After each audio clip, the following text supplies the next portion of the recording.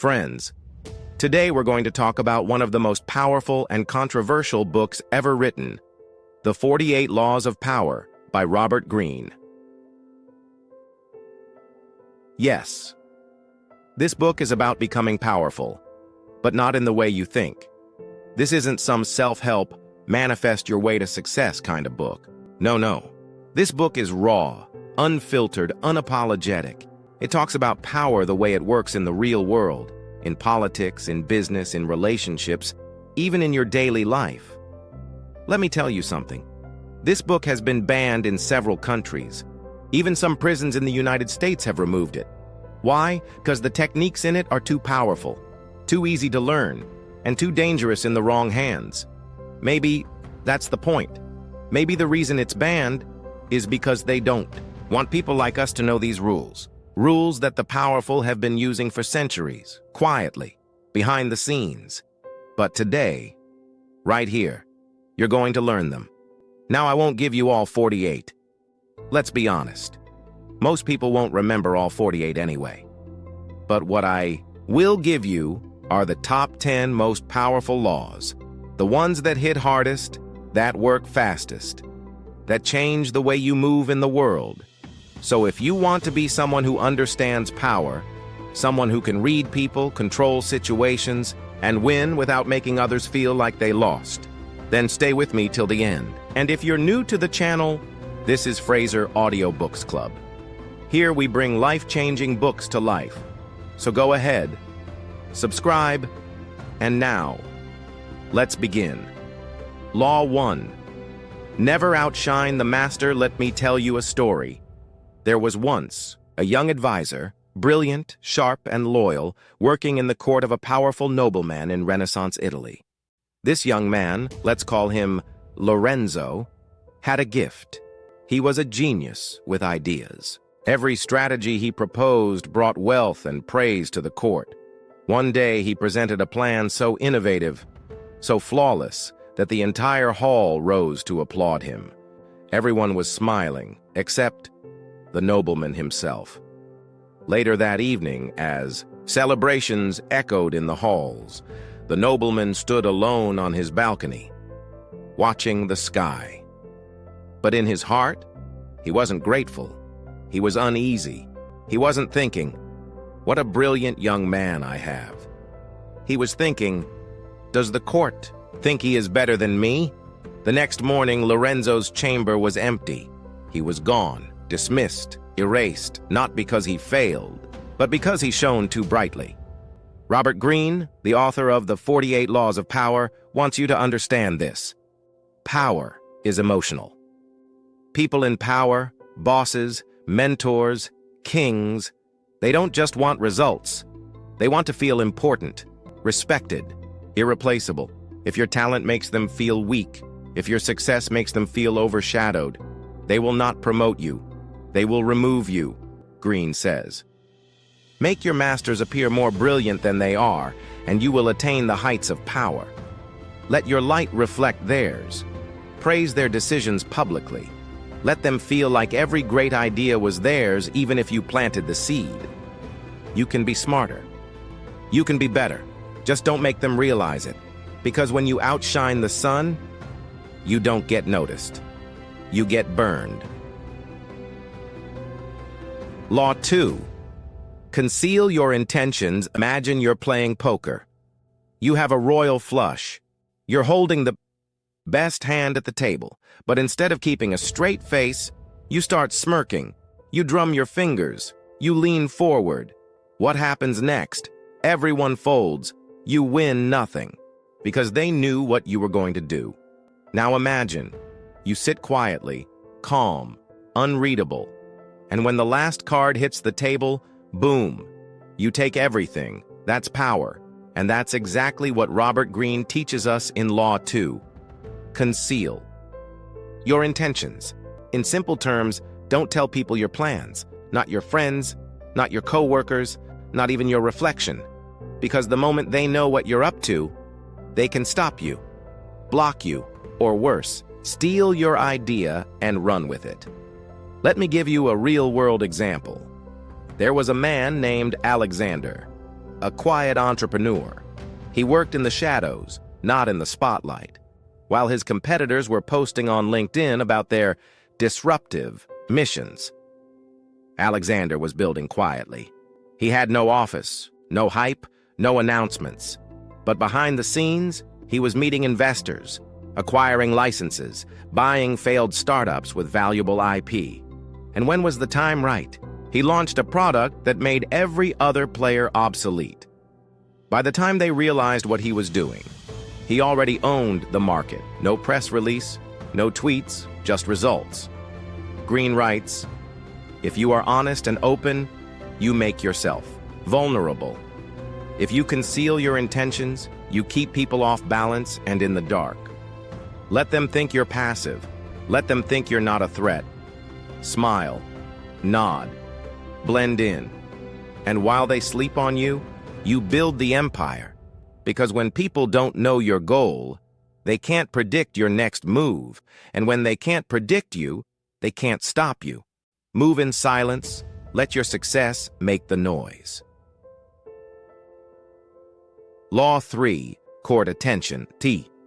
All costs in a world full of voices, the greatest danger isn't being hated. It's being ignored. You could be the smartest person in the room, the most ethical, the most talented.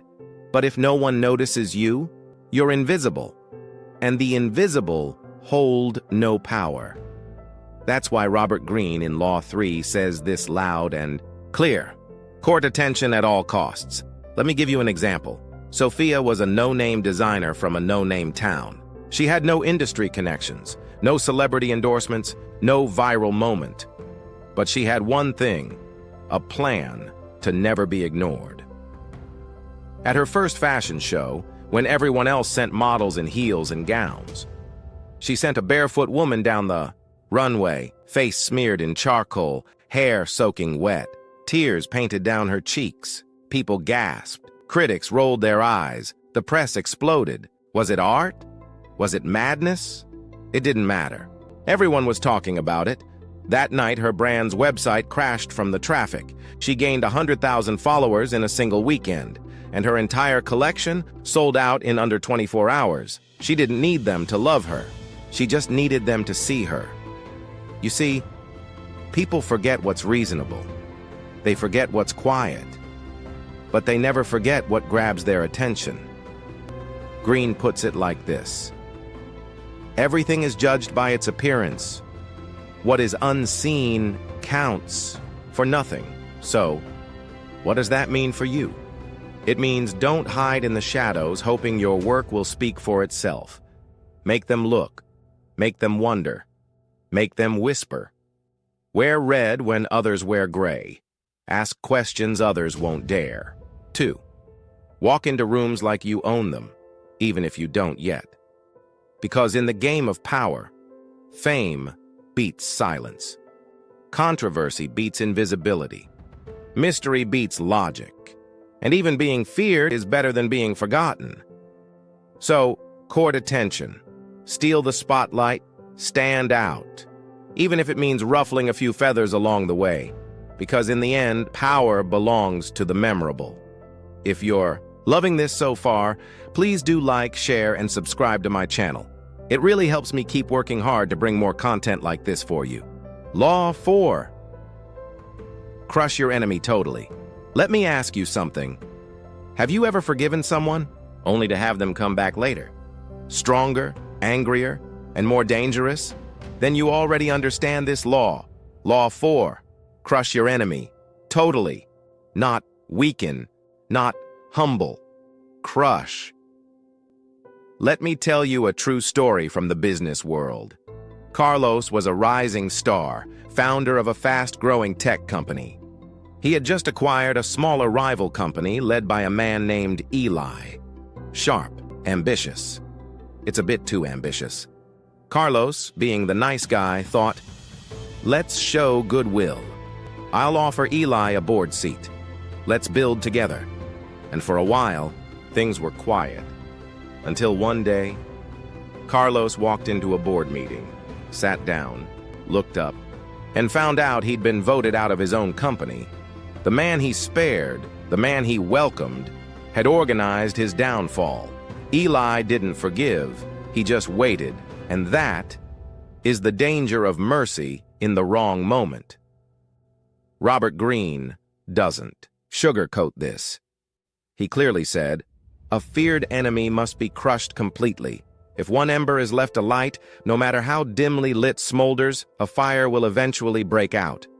You see, a half-defeated enemy is like a snake that slithers into the grass. You think you're safe, but it's just hiding, watching, healing, and when it returns, it strikes harder than ever. So, if you choose to go to war, go all in, end the threat. Don't just beat them in public, break their influence in private, whether it's in business, politics, relationships. If someone threatens your position, don't negotiate for peace. Don't offer them a seat. Don't give them a second chance. Erase their power, remove their reach, shatter their foundation. Because when your enemy has nothing left, they have nothing to fight with. Power does not tolerate sentiment, and half measures are often full regrets. So, if you draw your sword, make sure it's the last time you need to use it. Crush them. So much depends on reputation. Guard it with your life. Your name is everything. Before you walk into a room, your reputation walks in first. Before someone shakes your hand, they've already Googled you. Before you get a second chance, people remember your first impression. In Robert Greene's world of power, this isn't just advice, it's law.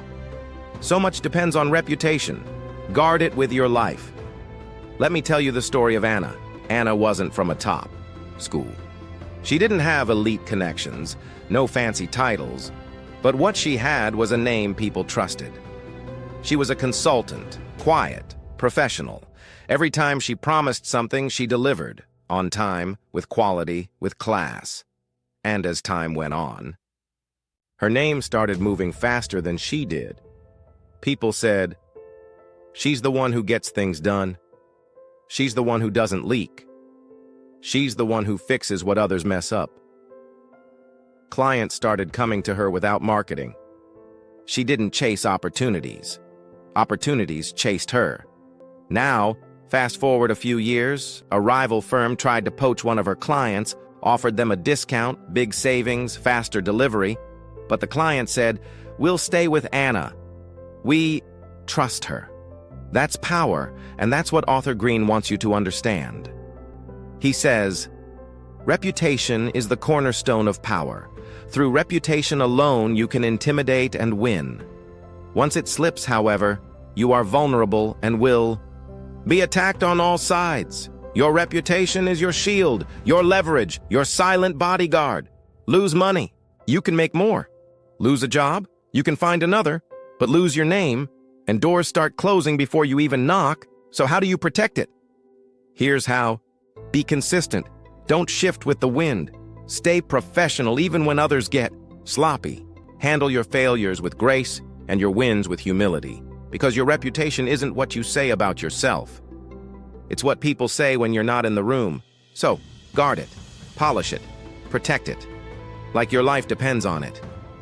Because in the game of power, it does. Law 6. Use absence to increase respect and honor. You've probably heard this saying.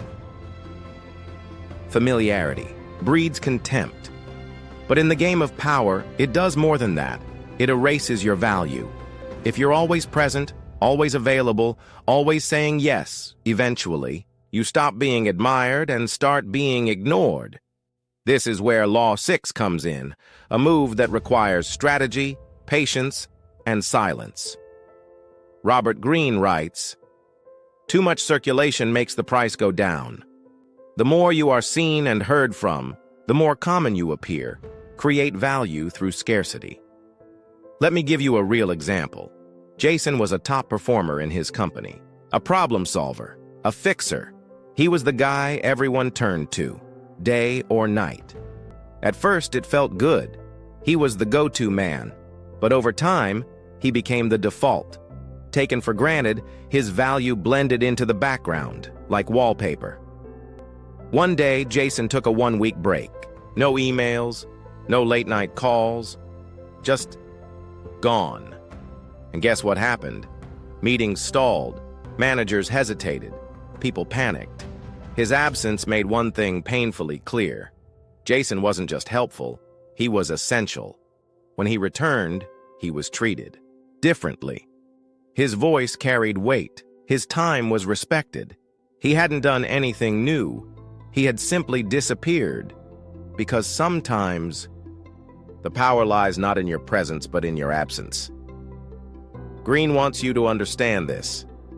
If you want to be valued, you must sometimes vanish. Just like the sun during the rainy season. Its absence makes people crave its return.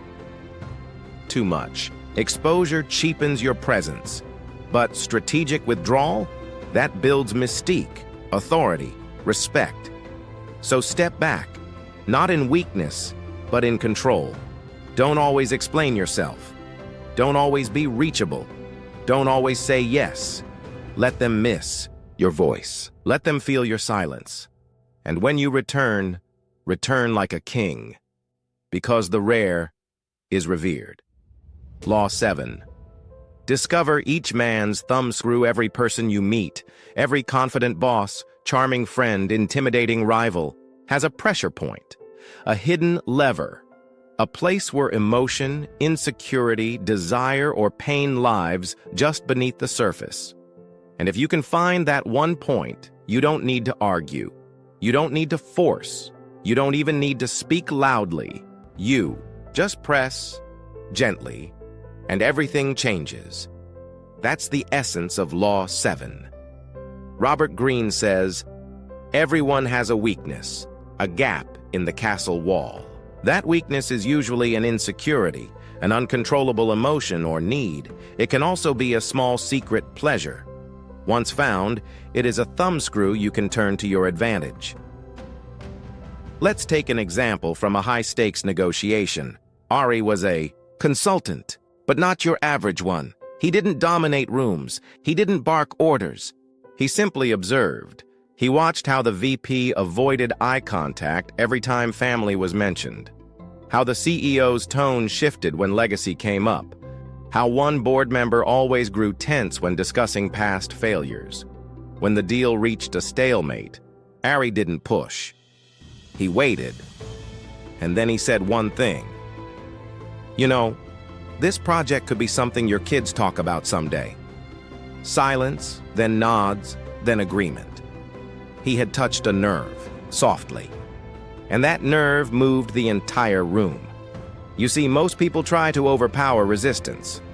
But true power comes from precision. So how do you find the thumbscrew? Listen more than you speak. Watch for emotional shifts. Notice what they avoid and what lights them up. Ask questions and let silence do the work. Everyone is vulnerable somewhere. And that vulnerability is your quiet key to influence. But here's the ethical line, and Greene hints at this too. This law is not about cruelty. It's about control. It's not about hurting someone. It's about understanding them better than they understand themselves. Because when you know what drives someone, you can direct the wheel. So don't shout, don't struggle, just find the screw and turn it. Law 8. Despise the free lunch. Let me ask you something. Have you ever received something that felt too generous? A gift, an offer, a favor that seemed a little too easy? And then, not long after, the other shoe dropped. That, my friend, is not generosity. It's bait. And that's exactly what Robert Greene warns us about in Law 8. Despise the free lunch. Because in the real world, nothing is ever truly free. Here's a story. Mina was a rising entrepreneur. She had just launched a new wellness brand. Limited budget, high hopes. One day, a prestigious digital agency reached out, said they loved her mission, said they'd help her with branding, ads, even social media for free. She was thrilled. Why would they help me? She asked herself. But she also thought, this could be my lucky break.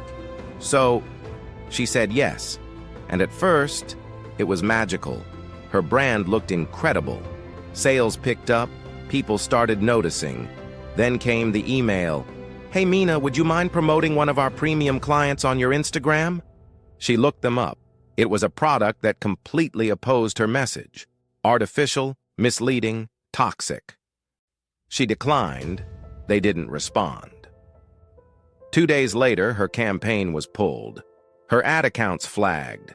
Some of her designs mysteriously ended. Up in another agency's portfolio, the cost of free was her control. Greene's take. What is offered for free is dangerous. It usually involves either a trick or a hidden obligation. What has worth is worth paying for. When you pay for something, you own the outcome. But when you accept a gift, you surrender leverage. It's the oldest trick in the book, from con artists to kings. So remember this. If someone insists something is on the house, they're probably the ones owning the house, and you're the one paying the mortgage in a way you don't see yet. Respect what has value. Pay for it. Invest in it. Because in the world of power, the one who pays is the one who stays in control and the one who takes too many free lunches. And eventually, win hearts and minds power is often confused with control, but is it the truth? Real power lies in loyalty. You can force people to obey, but you can't force them to care. And when people don't care, they don't protect you when it matters. That's what Law 9 is all about. Robert Greene calls it win hearts and minds, because when people believe in you, they'll do more than follow orders. They'll follow you through storms, setbacks, and even fire. Let me take you to the battlefield, figuratively and literally. There was a general named Hartley, a hard man, yes, but not heartless. While other commanders barked orders from afar, Hartley walked the camps. He talked to the wounded. He knew his soldiers' names, their hometowns, even their family stories. When one soldier lost his mother, Hartley personally arranged for him to go home for the funeral. Not because he had to, but because he understood what loyalty was. Built from that single act, echoed across the entire base. His men didn't just respect him, they revered him. When the next mission came, a deadly one, they volunteered. They wanted to fight, not for the flag, but for their general. Now contrast that with leaders who only demand, who threaten, who punishes. Sure, they get short-term obedience, but the moment fear fades, their power collapses. Greene writes, the ultimate power comes not from fear, but from devotion. When you win people's hearts, they will fight your battles, protect your reputation, and guard your interests. So how? Do you do it? Care about people genuinely. Ask questions and listen. Celebrate their wins, support their losses. Lead with presence, not just position. Power built through connection lasts longer than power built through intimidation, because someone who fears you will walk away the first chance they get, but someone who believes in you will stand by you, even when it's hard, even when it's risky. So don't just build followers, build believers, because when you win minds, you get strategy. But when you win hearts, you get soldiers. Law 10. Assume formlessness. Let me paint a picture for you. Two warriors face the storm. One stands tall, armored, proud, unmoving like a statue. The other bends with the wind, shifts and moves. When the storm ends, the rigid one lies broken. The flexible one, still standing. That's the essence of Law 10. Robert Greene calls it. Assume formlessness. And it may just be the most survivable law of all, because in the real world, power doesn't always belong to the strong. It belongs to the one who can adapt. Let me tell you about Sarah. She wasn't the loudest person in the boardroom. She wasn't the most aggressive leader, but she was fluid. In meetings, she was calm and analytical. At fundraisers, warm and passionate. In crises, decisive and cold if needed. Competitors couldn't figure her out. She didn't follow one playbook. She rewrote the playbook for every room she walked into. She wasn't acting, she was just never fixed. And because of that, she couldn't be targeted. She couldn't be predicted, and she couldn't be defeated. Greene says, by taking shape, by having a visible plan, you open yourself to attack. Instead, be like water, formless and adaptable. Never bet on stability or lasting order. Everything changes. Think about water. It fits into a cup, fills a lake, flows around a rock, sinks a ship, and carves through mountains over time. And it does all of this without ever having a shape of its own. That's how you must be. In business, be versatile. In relationships, be unpredictable. In conflict, be uncatchable. Don't be known for one thing. Don't let anyone box you in, not even yourself. Because once people can define you, they can defeat you. But when you shift like wind, flow like water, adapt like light, you become untouchable. So let go of the labels, let go of the pride in being one fixed thing, and embrace evolution as your identity. Because in a world of rigid statues, the formless one survives. So now you've heard them. 10 of the most powerful laws from the 48 laws of power. But friends, this is just the beginning, because in this book, there are a total of 48 laws to become powerful. And honestly, they're just too rich, too layered, and too deep to fit into a single video. And if you want to read this book yourself, you can find both linked right below in the description. Grab your copy, study it, because this book can change the way you move through the world. Now, friends, if you got value from today's video, if it made you think differently, if it gave you a moment of pause or power, then let me know in the comments. Which law hit you the hardest? Which one are you already using? Your thoughts matter, and I read every comment. And of course, if you're new to the Fraser Audiobooks Club, do hit that subscribe button, because every week we drop a brand new book summary, life strategy, or power principle designed to sharpen your thinking and upgrade your life. So don't forget to like, comment, and subscribe. Because knowledge is good, but shared knowledge, that's unstoppable. Until next time, think smart, move quietly, and play the game better than anyone else in the room. Because dreams do come true when you know the rules of power.